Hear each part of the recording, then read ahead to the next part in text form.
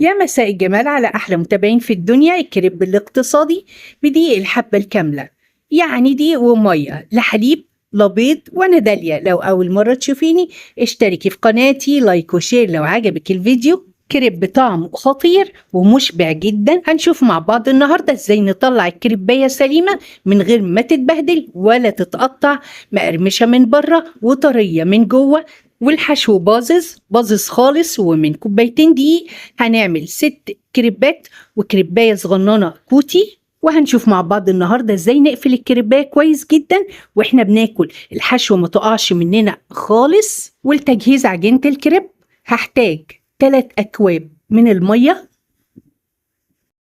نص معلقة صغيرة من الملح، ربع معلقة صغيرة من الفلفل الأسود، نص معلقة صغيرة من الزعتر، ولو الزعتر ناشف هفركه بين ايديا. هقلب كل المكونات دي مع بعض عشان الملح والتوابل تدوب في المية. وهضيف 3 معالق كبار من زيت الزيتون. لو مش متوفر عندك زيت زيتون تقدري تستخدمي اي زيت نباتي عادي. هقلب كويس وابدأ انزل بكوبايتين من دقيق الحبة الكاملة بالتدريج مع التقليب المستمر.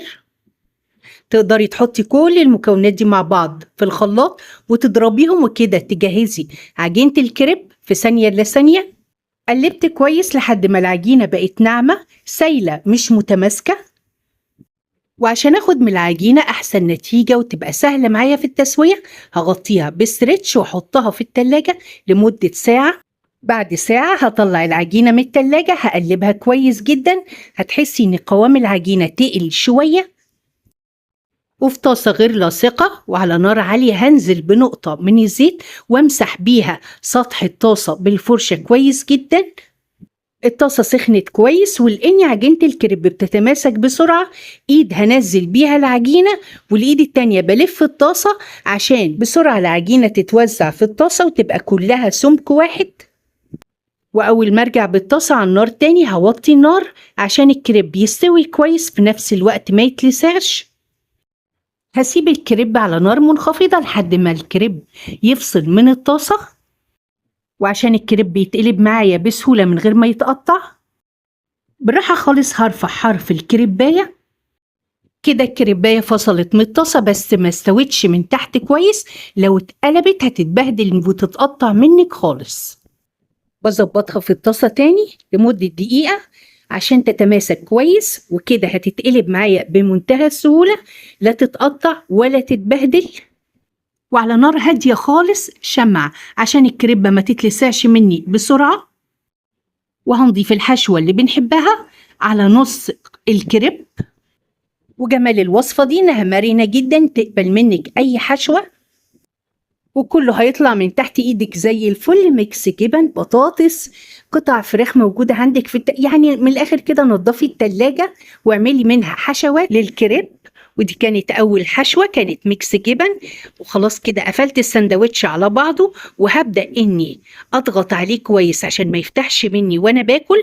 واهم حاجة ان انت تضغطي على الاطراف كويس. حاولي تقفليها تبقى عاملة معاكي كده زي القطايف بالظبط، زي قطعة القطايف، عشان مفيش اي حشوة تطلع من الكريب وانت بتاكليه. هقلبه على الناحية التانية. شايفين خد اللون الذهبي الغامق، مقرمش من بره وطري من جوه. وهيتقلب معاكي بمنتهى السهولة من غير ما أي حاجة من الحشو تطلع بره. وبنفس الطريقة هجهز كريباية تانية هحشيها فراخ.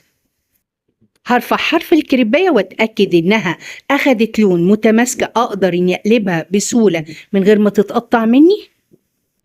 لو لقيت الكريباية لسه بيضة بستنى عليها دقيقة او دقيقتين لحد ما تاخد لون وتتماسك عشان اقلبها بسهولة. هوطي النار خالص وخليها شمعة. هسيب الوش التاني من الكريب يستوي على نار هادية جدا، واضيف الحشوة بتاعتي في نص الكريبة. جبنة موتزاريلا، فلفل ألوان متقطع مكعبات صغيرة، أي حاجة موجودة عندك في درج التلاجة طلعيها، خيار مخلل، قطع من الفراخ المشوية دي كانت موجودة أصلا عندي في التلاجة وعجبت بنتي جدا. هبدأ إني أقفل الكريب على بعضها واضغط عليها عشان أحبس الحشوة جواها. وإحنا بناكل الكريب الحشو ما يتنطرش بره، بضغط عليها كويس جدا. ولو ولادك شافوكي وانتي ايدك في الحاجة السخنة كده واستغربوا، قولي لهم جملة واحدة: انا مين؟ انا ماما. هتقلبي الكريبة كويس وتتأكدي ان هي خدت اللون الذهبي الجميل من على الوشين، اتحرمشت من بره، طرية جدا من جوه، قفلت على نفسها، ما بتوقعش الحشوة منها خالص. والكمية دي طلعت لي 6 كريبات حجم متوسط، فضل شوية صغيرين خالص من العجينة في الآخر، عملنا منهم كريباية كوتي. الكوتي دي طلعت زي العسل، حشيتها برضو زيها زي الكريبات الكبيرة، جبنا موتزاريلا وقطعة من الفراخ وطلع دمها شربات. بجهز عجينة الكريب كلها بنفس الطريقة مع اختلاف الحشوات.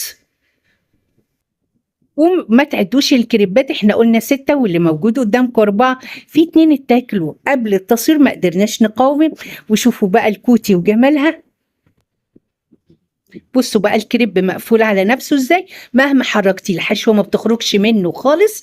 كريباية تحفة، مقرمشة من بره طرية من جوه، والحشو باظظ خالص. كريباية مشبعة جدا، تنفع كوجبة عشاء، مناسبة قوي لجوع آخر الليل. لو ولادك أصحابهم جايين جهزي لهم كام كريباية، هينتخبوكي أحلى أم في الدنيا. جربيها هتعجبك وتعجب ولادك، وبألف هنا وشفا.